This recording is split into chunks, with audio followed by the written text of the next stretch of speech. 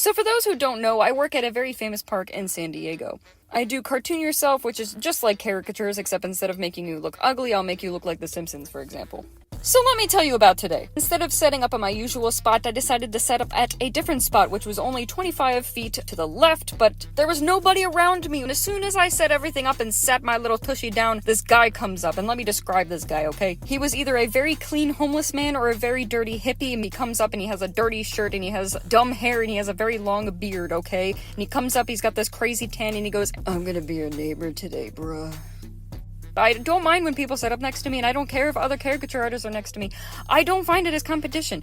What bothered me about it was that there is so much space this guy could have set up at. Instead, he decided to set up literally right next to me, okay? And that's what bothered me. So he lays out about 30 of these canvases. They're on black canvas, and with a silver Sharpie, he paints these random lines and whatever. And by setting up, I mean he just takes these canvases and just lays it on the grass next to me. Eventually, I hear this other voice talking very loud, and he's calling people over to this guy's artwork. I realize that it's a guy that I met a couple weeks ago, and turns out this other guy that I met before was getting people to come over to draw random things and shapes so that it's a big collaborative piece from the people at Balboa Park, and that he was going to buy it at the end of the day and bring it over to his house. Cool, that sounds like a good idea, except that he was taking my customers. I had these two girls that were standing in front of my tent. This guy comes over in front of me and he goes, "Hey ladies, I need your help," and he drags them over, and they're like, "Okay." That made me so mad. I went to the bathroom, I sat there for a second, I thought about what I was going to say, and when I went to go walk back, that guy was gone. Apparently he left and he was going to come back later. I got really mad. So after finding that out, a homeless guy comes over, he takes a picture of me. How he got a camera? I don't know.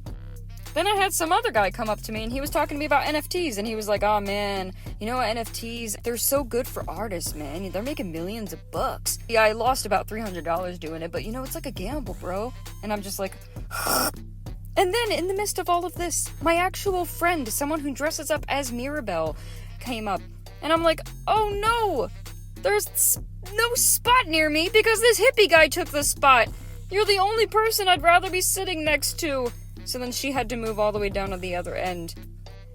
And last but not least, an Italian old guy who was literally missing half his teeth. And when I say half his teeth, I mean literally the right side of his face was missing teeth, but the left side was fine. I don't know how he did that, but anyway, he comes up, he shows me a picture of a fake profile on Facebook.